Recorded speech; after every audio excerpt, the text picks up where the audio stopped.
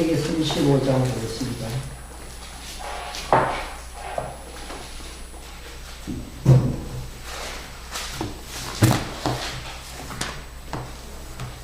구절부터 보겠습니다.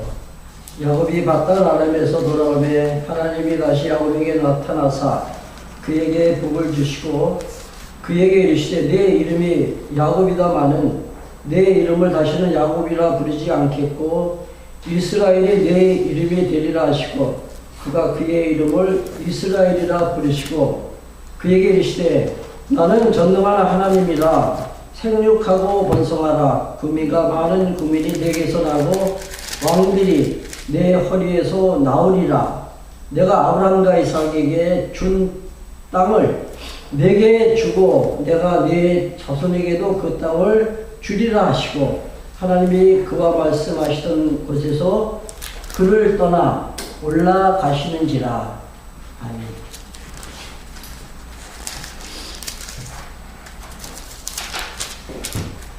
금요일날인가요? 국신당 경선 결과 그 부분에 어떤 생각을 하셨나 저 궁금합니다. 제가 그 시사성에 있는 이야기 전혀 안 하는데 오늘 저 말씀 들어가기 전에 여러분들에게 드릴 질문이 있어서 제가 서두를 잡았습니다. 그 윤석열 후보하고 그리고 홍준표 후보 그 당신이냐 뭐 민심이냐 이런 어떤 그 구도 속에서 많은 사람들이 관심을 가졌었는데 여러분들 생각에는 당신이 이겼다고 보시나요? 아니면 민심이 이겼다고 보시나요?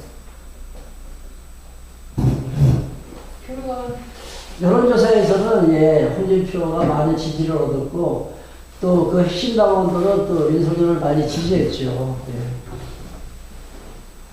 저는 홍준표 수약한 거야.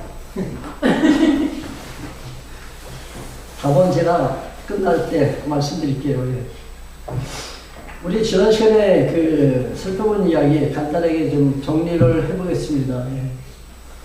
그 아브라함이 이제 삼촌 라벤의 집을 떠나가지고 도착한 곳이 세겜 땅에 지금 도착했죠.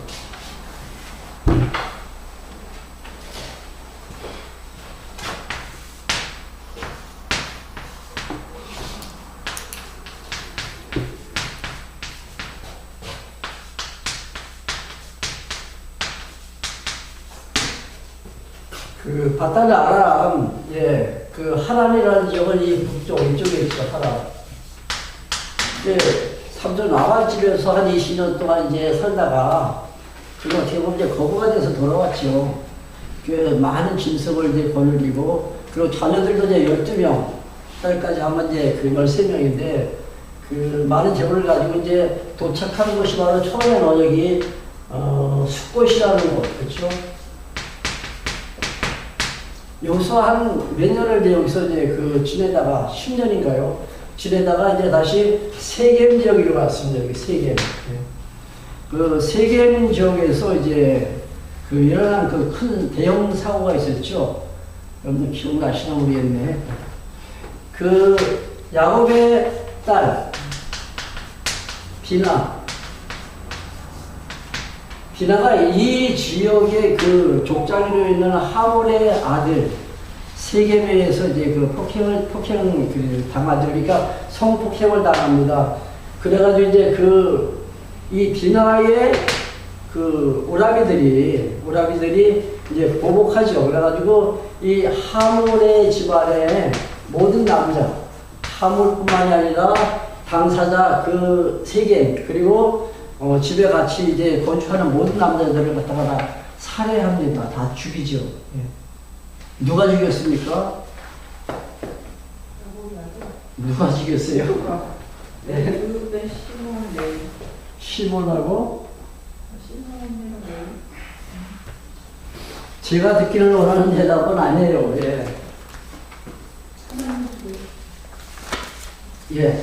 누가 죽였습니까? 하나님이 주십니다. 그 야곱이 이제 술수를 부려가지고 많은 그 짐승들을 갖다가 이제 그 거느립니다. 그렇죠?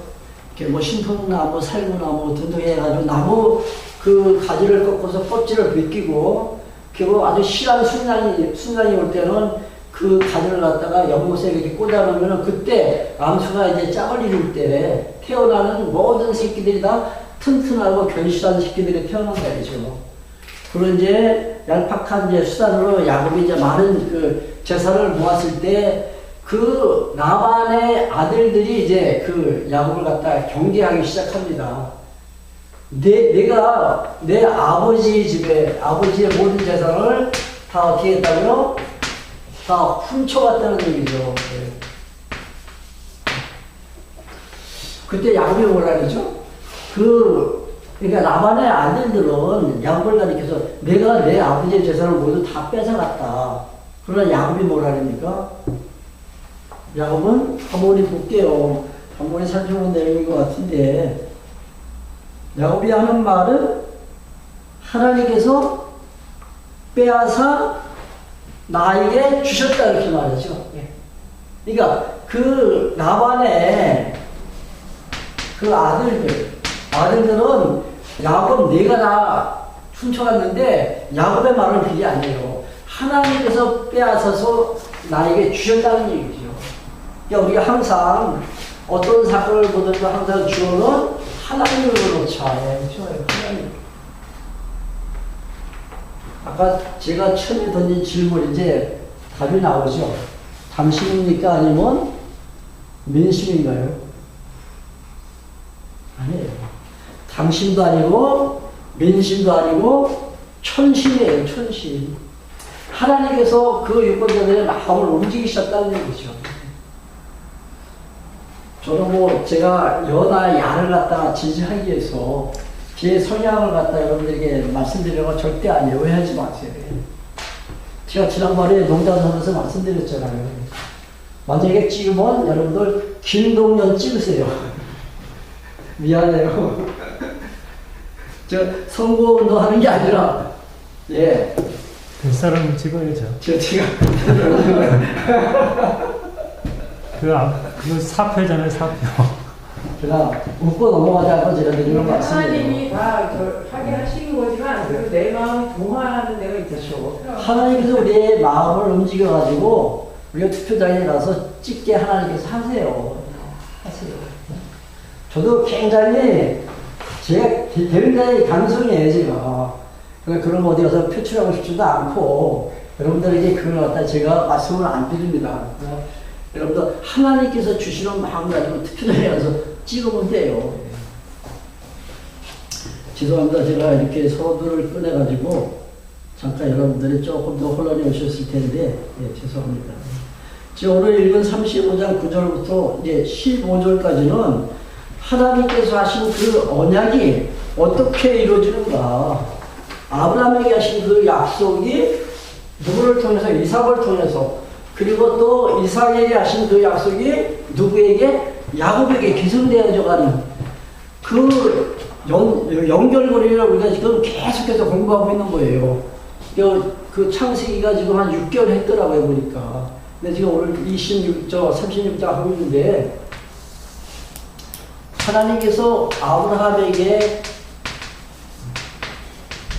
창세기 12장 2절과 3절, 여기 보면은 하란에 있을 때, 그 외삼촌이 그 살고 있던 아까 이 하란 지역, 여기 살고 있던 하나님께서 내가 너에게 지시하는 땅, 여기 가나안 땅으로 가라 이렇게 말씀하시면서 그때 하신 약속이 세 가지가 있었다고 했죠. 그게 뭐예요? 자손과 거주할 땅, 그리고 통치권세를 내가 주겠다 이렇게 약속하셨습니다. 이게 12장에 나와요. 그리고 그 약속을 누가 받습니까? 이제 이어서 이삭이. 이게 26장 3절 4절 나옵니다. 여기도 똑같은 약속을 하세요. 자손과 땅과 그 통치자 왕을 세주겠다. 똑같은 약속을 하시고, 그리고 약속이 이제 야곱에게 나옵니다. 이거 이어진다는 얘기죠. 단절이 안 되고, 하나님께서 포기하시는 분이 아니니까 계속 이어가십니다. 야곱이 형 에서를 속이고 장자권을 갖다 이제 탈취할 때, 이제 축복을 받고 이제 형 에서의 눈이 들여오니까 도망가죠. 어디로 갔어요? 이 하란으로. 삼촌이 살고 있는 이 하란으로 도망갈 때 베델에서 하나님께서 나타나십니다. 그래서 하나님의 음성을 듣는데 하나님께서 뭐라고 말씀하세요? 내가 누워있는 이 땅을 내가 너에게 주겠다 이렇게 말씀하시죠. 여기서 역시 똑같이 이 땅을 주시겠다고 약속하십니다. 그리고 너를 통해서 수많은 민족이 번성할 것이다. 자손이 번성할 것도 약속하시고 통치자를 또 세워주겠다는 이 약속도 베델에서 하세요. 그리고 내가 어디를 가든지 다시 돌아올 때까지, 지금 도망가는 신세인데 하란으로 가지만은 반드시 내가 돌아올 때까지 내가 너와 함께 할 거야. 그런 약속을 받죠. 그게 어디에 나옵니까? 창세기 28장 13절부터 나옵니다. 이제 이 하란에서 살다가 이제 다시 돌아와서 이 베델, 지금 여기 베델이 있는 거예요. 그러니까 이 베델에서 다시 한번 하나님께서 나타나십니다. 그래서 이때 약속하신 이 약속을 하나님께서 다시 한번 야곱에게 상기를 시켜주시는 내용이 우리 읽은 9절부터 나오는 말씀이에요. 다시 한번 볼게요. 9절, 야곱이 바단 아람에서 돌아오매 하나님이 다시 야곱에게 나타나사 그에게 복을 주시고 그에게 이르시되 내 이름이 야곱이다마는 내 이름을 다시는 야곱이라 부르지 않겠고 이스라엘이 내 이름이 되리라. 자, 여기 야뽕나루토에서 밤새도록 하나님과 이제 겨루 싸워서 승리했다는 저 야곱이. 그래서 그 이름을 바꿔주십니다. 뭐라고? 이스라엘이라. 다시 한번 지금 말씀하시는 거예요, 지금. 이 베델에서. 그러니까 이 야뽕나루토에서 지금 하나님의 천사와 지금 야곱이 싸웠을 때 야곱이 승리하죠. 겨루어서 승리했다. 그래서 그 이름을 이제 다시는 야곱이라 하지 말고 이스라엘을 이제 바꾸라 이렇게 말씀하셨죠. 근데 겨루어서 승리했다기보다는 지난번에 제가 한번 말씀드렸어요. 하나님과 더불어. 이 더불어라는 단어 참 좋은 단어지. 이런 이야기하면 제가 조금만 좀 이상한 데를 빠질까봐 좀 염려스러운데 그렇게 생각하지 마세요. 이게 함께 얼마나 좋은 단어예요. 그러니까 하나님과 겨루어 싸서 이겼기 때문에 이스라엘이라는 이름을 붙여준 것이 아니라 너는 이제 하나님과 더불어 살아가면서 승리할 것이다. 이게 이제 권세를 주시겠다는 얘기예요. 자, 자손이 원창하고 땅을 차지하고 그리고 통치자 왕을 세워서 나라를 이어갈 때 그 통치권을 내가 너에게 주겠다. 이런 약속을 계속 이제 이어가십니다. 조금만 더 봅시다. 10절. 그에게 이르시되 내 이름이 야곱이다. 나는 내 이름을 다시는 야곱이라 부르지 않겠고 이스라엘이 내 이름이 되리라 하시고 그가 그의 이름을 이스라엘이라 부르시고 그에게 이르시되 나는 전능한 하나님이라 생육하고 번성하라. 그렇죠? 민족이 번성할 것을 하나님께서 약속하시죠. 그리고 국민과 많은 국민이 내게서 나고 왕들이 내 허리에서 나오리라. 이 왕들, 그렇죠? 왕들이 어디서 나와요? 내 허리, 내 씨에서 왕이 태어날 것이라는 얘기죠. 앞으로 이스라엘 나라를 창건할 텐데 그때 그 왕들은 다 어디? 아브라함의 아들 이삭의 아들 야곱을 통해서 이어져 나간다는 얘기입니다. 그 똑같은 약속을 또 해주시는 거예요. 12절. 내가 아브라함과 이삭에게 준 땅을 내게 주고 내가 그 후손에게도 그 땅을 주리라. 또 여기 세 번째는 땅을 주시겠다고 약속하시죠. 자손과 땅과 그리고 통치자 왕. 이스라엘이라 부르라는 것은 아까 말씀드렸죠. 이것은 통치의 권세를 주신다는 얘기를 하겠죠. 통치권을 갖다가요. 자, 13절 보세요. 하나님이 그와 말씀하시던 곳에서 그를 떠나 올라가시느니라. 야곱이 하나님의 자기와 말씀하시던 곳에 기른 곳 돌 기둥을 세우고 그 위에 전제물을 붓고 또 그 위에 기름을 붓고 하나님이 자기가 말씀하시던 곳의 이름을 베델이라 불렀더라. 바로 여기가 베델입니다. 사실 이 베델에 있기 전에 여기 세겜에 있을 때 세겜에 있을 때 이제 그 살해 사건이 있었잖아요. 다 죽이고, 그렇죠? 그 하몰의 그 집안에 있는 모든 남자를 갖다 다 살해시켰을 때 이 지역에 살고 있는 원주민들이 있을 거야. 토속민들. 그러니까 여기는 히족도 있을 것이고, 그 다음에 해족속들, 그 다음에 아모리 족속인가 하여튼 12부족이 여기 살고 있잖아요. 그러니까 그들이 이제 야곱을 갖다 자연스럽게 경계하게 되죠. 야곱이 히족속의 그 추장의 그 집안을 다 몰살시켰으니까 지금 이 원주민들이 야곱을 경계하기 시작하고 야곱은 자연스럽게 그들과 대척점에 서게 됩니다. 그러니까 그게 두려워서 야곱은 여기를 떠나려고 할 때 하나님께서 35장 1절 보세요. 지난 시간에 한번 봤는데 다시 보겠습니다. 35장 1절 하나님이 야곱에게 이르시되 일어나 베델로 올라가서 거기 거하며 내가 네 형 에서의 낯을 피하여 도망하던 때에 내게 나타났던 하나님께 거기서 단을 쌓아. 자, 마침 하나님께서 이제 여기 떠나라는 얘기예요. 어디로? 베델로.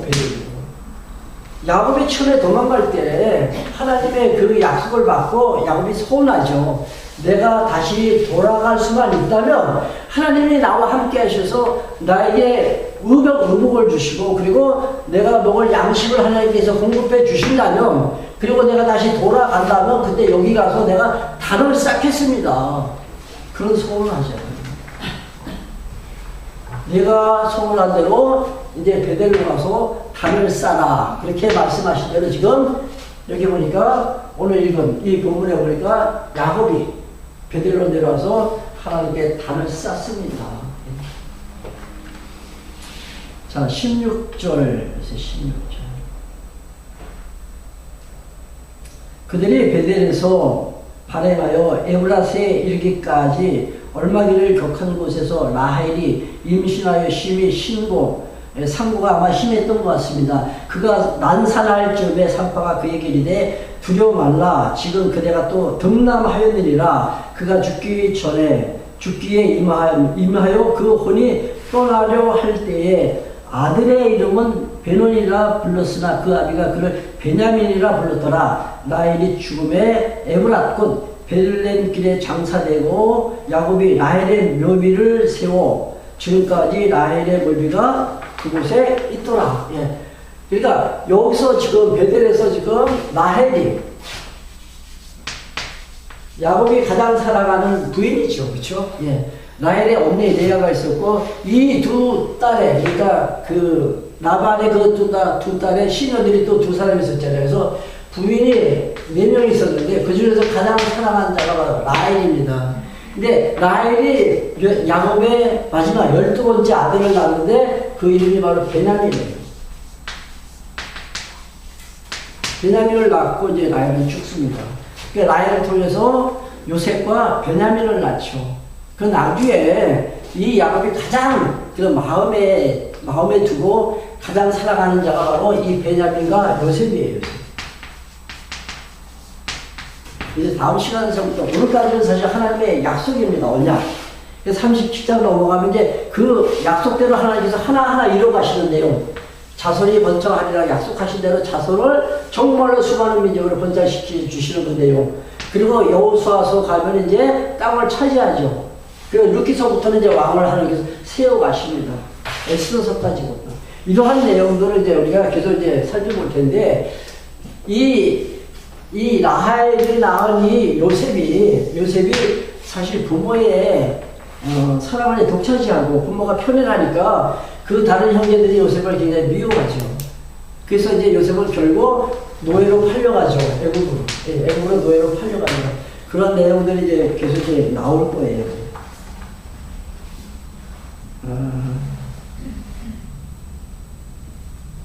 22절 보세요. 이스라엘이 그 땅에 유할 때 루벤이 가서 그 성읍 비라와 통관함에 이스라엘이 이를 듣더라. 지금 야곱의 아내가 4명 있었다고 했잖아요. 4명. 근데 그 레아의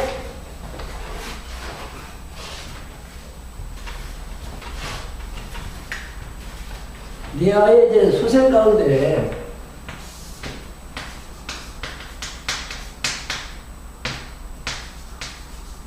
레아가 첫 번째 부인이죠. 그 다음에 라헬, 그 다음에 시녀 두 사람이 있습니다. 근데 이 레아의 이제 첫 아들이 루벤이에요. 이 라헬의 시녀는 빌하라예요. 빌하. 근데 이 루벤이 이 시녀를 갖다가 서로를 갖다가 통과를 한 거예요. 끔찍한 사건이죠. 그렇죠. 근신상란입니다. 그래가지고 창세기 이제 마지막 49장 3절 보면은 그 야곱이 이 12아들에게 이렇게 그 예언적인 어떤 축복을 합니다. 예언적인 축복을 빌 때 이 루벤은 어떻게 보면 저주성인 담긴 예언을 해요. 여러분 다시 한번 그 49장 3절 한번 보세요. 너는 그 끓는 가마같이, 끓는 물같이, 너는 끓는 물 같은데 내 탁월함이 심상치 않다는 예언을 합니다. 이게 무슨 소리냐면은 정욕을 이제 이기지 못하고 제어하지 못한다는 것이 바로 이게 끓는 물 같다는 얘기죠. 이것 때문에 그거 범죄하는데 장자권을 갖다가 빼앗깁니다. 루벤이. 12명이 가장 제일 먼저 태어난 자가 이 루벤이에요. 그러니까 탁월하지 못하다. 이런 이제 예언을 하는데 이게 장자권을 이제 빼앗긴다는 얘기죠.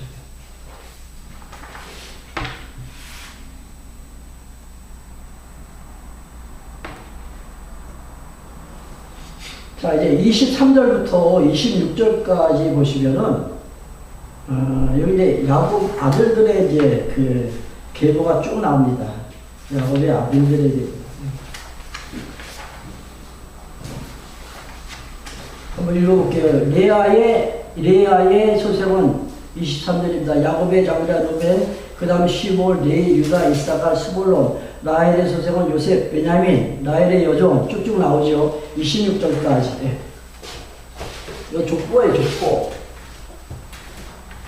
성경의 족보가 제일 많이 나오는데 혹시 어딘지 아시나요? 성경에서 누가 누굴 낳고 우리는 그 마태복음에 1장 1절부터 아브라함과 다윗을 낳고 예수 그리스도의 시대가 쭉 나오잖아요. 근데 그거는 얼마 며칠 안 돼요. 근데 역대상을 보면은 9장, 무려 9장, 1장부터 9장까지가 족보가 쭉 나와요. 역대상이. 근데 이 족보가 주는 의미가 과연 무엇일까? 사실 여기 가면은 사실 별로 읽고 싶은 생각 없어요. 오늘 36장에는 이제 에서의 족보가 나옵니다. 한번 조금 먼저 볼게요. 36장 1절. 에서 곧 에돔의 대략이 이러하니라. 에서가 가나안 여인 중 헷 족속 중 엘론의 딸 아다와 시 족속 중 시므온의 딸 아나의 소생 오홀리바마를 자기 이렇게 해서 힘드네요. 네. 이게 36장 전체가 에서의 족보예요. 에서의 족보. 이 족보가 의미하는 게 과연 무엇이냐 이거죠. 하나님께 약속받은 아브라함과 이삭과 야곱의 그 족보는 하나님의 선택받은 자라는 의미가 있습니다. 그리고 그들은 하나님의 아들이다.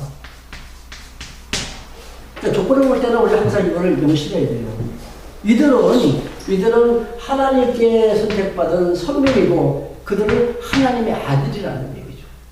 지금 간단하게 이렇게 나와 있지만은 야곱의 아들들 12명의 아들들이 나와 있지만은 족보를 볼 때 우리가 꼭 명심하자는 얘기죠. 하나님께서 이제 아담을 창조하실 때 누구의 형상대로?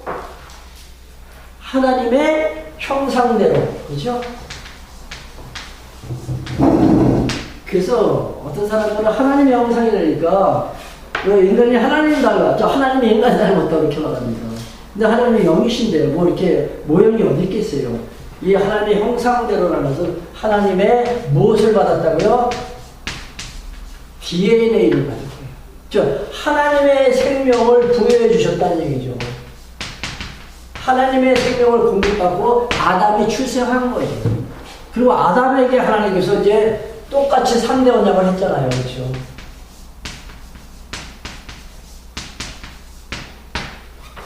아담이 누구를 낳습니까? 아벨과 가인. 우리 창세기 1장부터 쭉 공부한 내용들입니다. 아마 여러분들 다 기억날 거예요. 근데 이 가인이 아벨을 죽이지요. 그때 하나님께서는 이 아벨 대신에 누굴? 셋을 다시 출생시키실 때 말씀하시는 게 있습니다. 자, 아담은 하나님의 형상대로 지음을 받았는데 이 셋은 아담의 형상대로 출생했다는 거예요. 그러니까 이 하나님의 형상대로 하나님의 DNA를 받듯이 이 셋도 역시 아담의 형상대로 지음을 받았으니까 하나님의 생명을 그대로 공급받은 거예요. 즉 이것은 뭐예요? 언약 자손이라는 거죠. 아까 족보가 뭐라 했어요? 선택이라 했죠. 선택. 하나님의 아들이라. 하나님의 아들. 그러니까 선택받은 자는 하나님의 아들이다. 자, 셋 이후에 보면은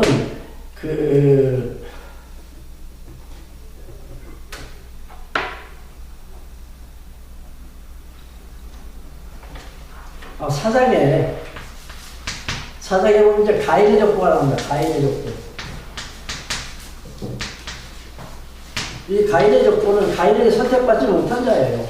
그러니까 이 족보도 아까도 말씀드렸지만 선택받은 자는 하나님의 아들이지만은 선택받지 못한 이 유기된 자, 이는 이방인이죠. 그러니까 하나님의 그 권속에서 제외된 자입니다. 자, 이제 5장에 보면은 아담의 계보가 나와요. 아담의 계보. 아담은 누굴 낳고 쭉 어디까지 나가냐면 노아. 노아의 아들 셈과 누가 있습니까? 셈과 함과 야벳이죠.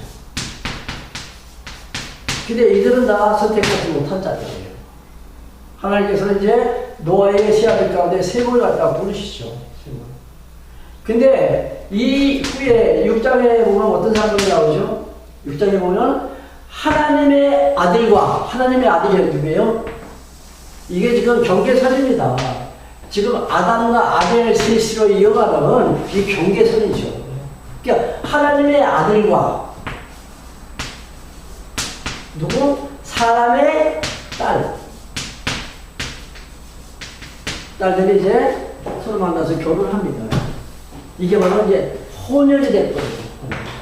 하나님은 철저하게 이렇게 구획을 딱 정해놓고 경계선을 침범하지 말라고 합니다. 구분을 시킨다는 얘기죠. 그러니까 그 당신의 언약 자손의 그 혈통을 보존하시기 위해서. 근데 6장에 보니까는 하나님의 아들하고 사람의 딸들이 서로 좋아하고 결혼하니까 그때부터 혼혈 민족이 생기는 거죠. 그래가지고 하나님은 그때 이제 홍수다가 심판합니다.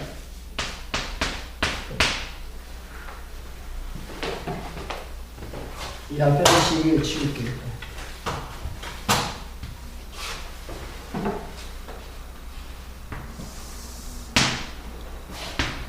자, 하나님의 아들.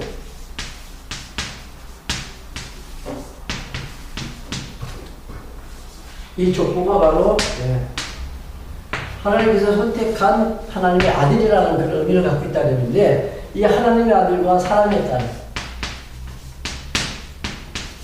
철저하게 이렇게 구분이 지어진다는 얘기죠. 철저하게.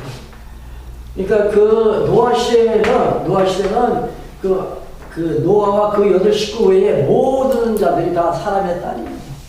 물론 여기 이제 나중에 그 누구죠? 함과 야벳 이들도 이제 포함되어 있죠. 이들이 이제 같이 삼켜 사니까 하나님께서 이제 홍수다 이제 심판을 하시고 그리고 다시 이렇게 정리를 해나가십니다. 그 이제 이 셈에서 셈의 계보가 이제 10장에 보면 나와있죠. 셈의 계보가 나오는데 그 11장에 보면 이제 바벨탑 사건이 나옵니다. 바벨탑 사건. 무슨 사건인지 아시죠? 바벨탑. 하나님과 이제 같이 이제 대항하기 위해서 이제 성을 쌓는 거죠. 예. 하나님 없이도 우리가 얼마든지 살 수 있다. 예. 이게 인간의 자고입니다. 그 하나님께서 이제 저들의 언어가 하나이기 때문에 이렇게 서로 이제 결합하고 연합이 되니까 언어를 갖다 이제 혼잡하게 만듭니다. 그 하나가 되는 이 연합이라는 거, 이게 좋은 걸까요? 이게 나쁜 걸까요? 하나 되는 연합.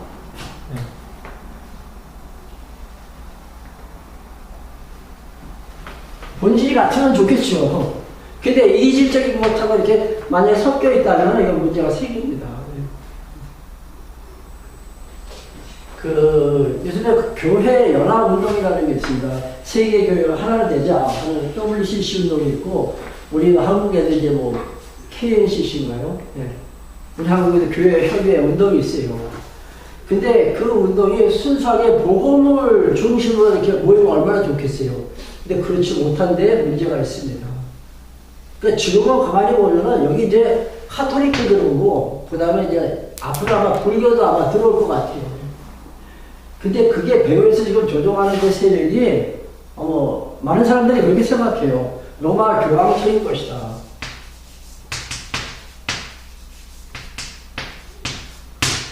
로마 교회 시스템이 굉장히 잘 돼 있잖아요. 그렇죠? 로마 교황청을 이렇게 중심으로 해가지고 세계에 있는 모든 로마 교회들이 하나가 됩니다. 저들은. 그러니까 그들이 온 종교를 갖다 이제 하나로 아마 이렇게 만들어가지 않을까라는 생각을 해요. 그 요한계시록에 나오는 이제 마지막 때 권세죠. 마지막 때. 그 연합이라는 것이 좋은 것만은 아니에요.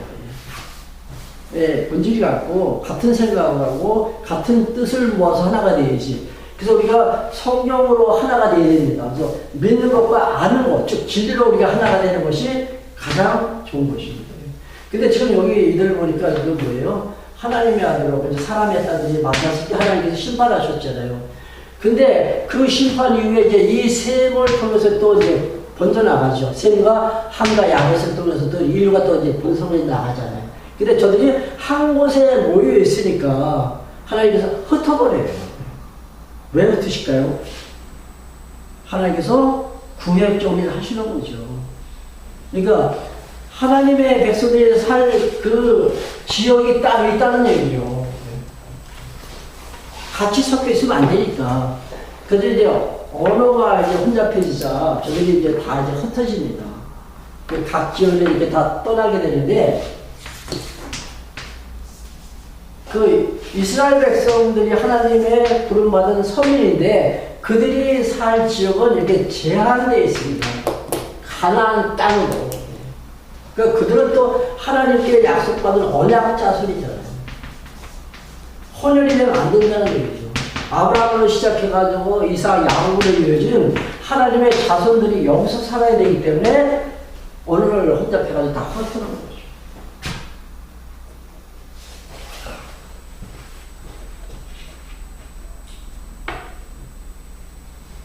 자, 36장, 이제 조금만 볼게요. 36장 보시면, 하나, 예. 35장 29절. 이삭이 나이 많고 늙고 기운이 지남에 죽어 자기 열조에게로 돌아가니 그 아들 에서와 야곱이 그를 장사하였더라. 27절. 야곱이 기럇 아르바의 마므레에 가서 그 아비 이삭에게 이르렀더니 기럇 아르바는 곧 아브라함과 이삭의 우고하던 헤브론이더라. 지금 어디로 갔어요? 헤브론.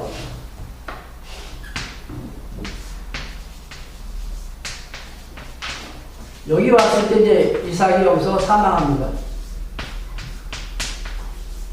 헤브론 하면 생각나는 게 혹시 있습니까? 헤브론 막벨라 굴에 사라가 안장되었더라. 그렇죠? 그러니까 아브라함의 아내 사라가 이제 죽었을 때 그 막벨라 굴에다가 그 사라를 갖다가 그 안장을 시키죠. 그 적이 바로 헤브론입니다. 헤브론. 이 헤브론은 그 성경의 자주 등장해요. 그 다윗이 이제 그 왕권을 잡았지만은 아직 그 다윗성에 입성하기 전에 한 7년 반 동안 이 헤브론에서 통치했어요. 그러니까 헤브론은 정도 이제 그 기억해 주시면 좋을 것 같습니다. 자, 이삭이 지금 여기 헤브론 어디에서 막벨라 굴에 장사된 거예요. 그러니까 아브라함 그리고 아브라함의 사라 그 이삭 나중에 그 이삭의 아내 리브가도 여기 이제 그 장사 여기 매장지가 가는 겁니다. 그리고 야곱이 이제 그 애굽에 내려가가지고 이제 거기서 총리가 돼가지고 다시 돌아오잖아요. 근데 나중에 이제 야곱이 이제 죽었을 때도 여기서 이 굴에 그러니까 뭐죠? 이 장지에 이제 매장이 돼요. 근데 야곱의 아내 4명 가운데 누가 지난번에 제가 말씀드렸죠. 이 레아가 그렇죠? 라헬을 사랑하지만 라헬은 여기에 미치지 않아요. 이제 레아가 이 장지에 묻히는데 그 이유는 레아에게서 유다가 태어났고 유다에게서 왕이 오게 됩니다. 이것도 기억하시면 좋을 것 같습니다. 이제 36장 넘어가면은 36장에서 이제 그 에서의 후손에 대해서 이제 쭉 나옵니다. 근데 보면은 에서의 후손이 훨씬 더 번창했어요. 에서의 후손. 이 36장 전체에 다. 그 야곱의 후손은 지금 아까 몇 절밖에 안 되잖아요. 그러니까 그 4명의 아내가 12명의 아들을 낳았다 이렇게 끝나는데 에서의 후손은 그 3명의 아내가 3명입니다. 여기서 5명의 아들을 낳아요. 근데 이들이 이제 민족을 이렇게 번성시키려고 하는데 엄청난 민족으로 번성시켜요. 그 이유는 그 에서가 사는 지역은 이 가나안 이 밑에 에돔 여기가 세일이라고 불렀는데 여기 이 민족이 나중에 이제 그 에돔 족속이 돼요. 에돔 족속이. 근데 여기 살면서 이 지역에 살고 있는 원주민들하고도 또 같이 또 결혼하고 뭐 이러면서 그 숫자가 엄청 많아집니다. 자, 우리가 에서의 후손을 하나님께서 번창시키셨는데 왜 번창을 시킬 수 있었을까? 예. 아브라함에게 또 이삭 그리고 야곱에게 복을 주셨는데 그 민족을 하나님 번창시켜 주셔야지 왜 유기된 이 에서를 갖다 이렇게 번창시켰나 이거죠. 이것도 우리가 한 번은 고민을 좀 해봐야 될 것 같습니다. 28장에 나오나요? 그 이브가 그 태중에 4태중에 2 국민이 그렇죠? 2 국민이 있구나. 리브가가 이제 그 임신에 있을 때 태중에 있을 때 4태중에 2 국민이 있고 또 4 복중에 2 민족이 있다. 똑같은 얘기죠. 4태중에 2 국민이 있고 4 복중에 2 민족이 있다. 앞뒤가 서로 바뀐 것도 같은데 자 이렇게 좀 약속을 하죠. 그리고 큰 자가 작은 자를 섬길 것이다. 그렇게 예언을 하십니다. 근데 큰 자는 누구예요? 이 에돔, 이 에서의 후손들, 즉 에돔 민족이죠. 이들이 큰 자예요. 이스라엘, 그러니까 야곱의 후손이 이스라엘인데 이스라엘은 작은 자다. 그러니까 이렇게 크게 하나님께서 번성시키시고 그리고 그들을 통해서 이스라엘을 갖다 하나님께서 이제 훈련시켜 나갑니다.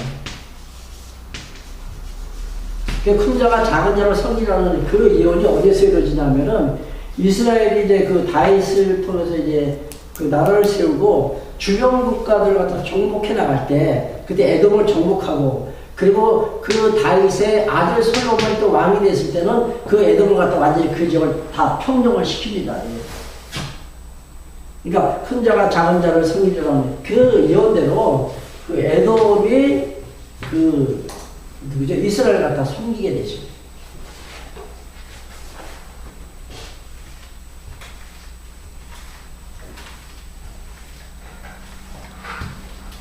(36장) 그 마지막 절 하나만 볼게요. 36장 43절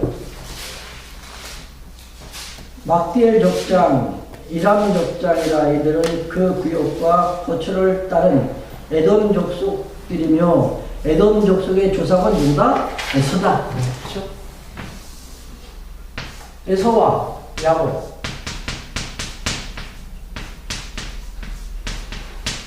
여기서 에돔 족속이 나온 거예요. 에돔 족속. 여기는 이스라엘 민족이 이스라엘 나라가 이제 세워집니다. 이 이스라엘 민족이 여기서 누가 그리스도가 오시죠. 근데 이 에돔 족속은 이제 이방인들이죠. 하나 참고적으로 말씀드리면은 그 예수님 오셨을 때 그 유대 지역을 그 통치했던 왕 누구죠? 헤롯 대왕이 유대를 갖다 통치했잖아요. 이 헤롯 대왕이 마태복음에 나오는 바로 에돔의 후손이에요. 헤롯 대왕. 자, 이제 이스라엘 민족 가운데서 이제 그리스도가 오셨고 약속하신 대로 그렇죠? 그 에돔 족속들은 이제 이방인들이에요. 자, 이제 3대 언약이 어떻게 이루어지는가 간단히 한번 말씀드릴게요. 자, 자손이 이제 번창하리라 이렇게 약속하신 대로 그리스도의 씨를 받은 중생한 자들, 그렇죠? 그리스도의 씨로 중생하는 자들, 믿는 성도들이죠.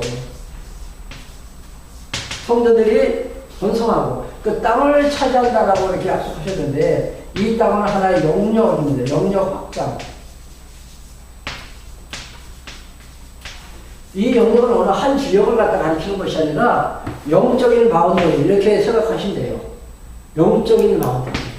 이 지역을 갖다가 어디까지? 땅 끝까지 하나님께서 확장시켜 나가신다는 얘기죠. 그리고 통치자 왕을 세우시겠다고 약속하신 대로 하나님의 아들 그리스도가 오셔가지고 그가 만왕의 왕으로서 다스릴 만왕의 왕이죠. 다스릴 하나님의 나라, 즉 교회. 교회를 세우시고 그 교회를 하나님께서 교회를 세우시고 그 교회를 하나님께서 다스릴 것에 대한 이 모형적인 언약이 그리스도로 통해서 다 이루어졌다는 얘기죠. 아까 일부 시간에 전도사님이 계속 모형 그림자 말씀하셨잖아요. 이게 모형적인 언약이 그리스도를 통해서 실체적으로 그랬대. 다 이루어진 거예요. 자손을 번창하리라 이렇게 약속하신 대로 성도들이 지금 많이 지금 번창되어 가죠. 그리고 영적인 확장, 그 다음에 만왕의 왕이 하나님의 나라 교회를 다스려 나가시는 오늘 우리가 이 현실을 바라보면서 아, 약속이 정말로 이루어지는구나. 하나님의 언약은 반드시 이루어지는구나. 이걸 우리가 오늘도 다시 한번 확인할 수가 있습니다. 하나님은 당신 하신 그 약속대로 이루어 가시는 거예요. 우리 가는 그 길목에 하나님의 예배해 주신 그 은혜. 가끔씩 제가 한 번씩 말씀드리는데 하나님의 예배해 주신 은혜. 이게 우리가 가는 그 길목마다 있다는 얘기죠. 이게 하나님의 뜻이에요. 쉽게 얘기하면. 그러니까 하나님의 뜻대로 우리는 살아가게 된다는 얘기죠. 근데 그 안에는 하나님의 은혜가 담겨 있습니다. 그걸 박아봐야 돼요.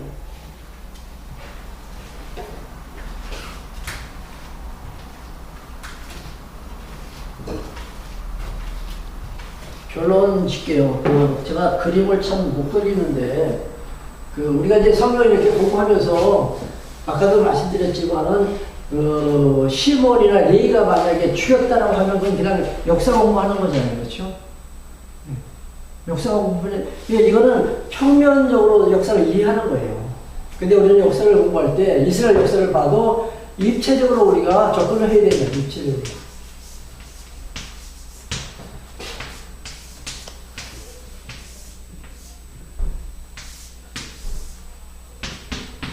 이거 많이 맞나요? 이 그림이? 맞죠? 지금 그려놓고도 여기도 이렇게 또 있나요? 이 보이지 않는 선을 우리가 봐야 돼요. 보이지 않는 선. 그러니까 그 표면만 보면 그 내용을 보고서 누가 죽였다 우리가 이렇게 말하지만은 이 보이지 않는 이 선, 이게 하나님의 이게 사역이잖아요. 이거를 볼 수 있는 자가 지혜로운 자입니다. 이거 항상 우리 역사의 주관자는 주어를 우리가 하나님으로 놓자. 예. 하나님께서 약속하시고 그분이 다 이루어 가셨습니다. 기도합시다.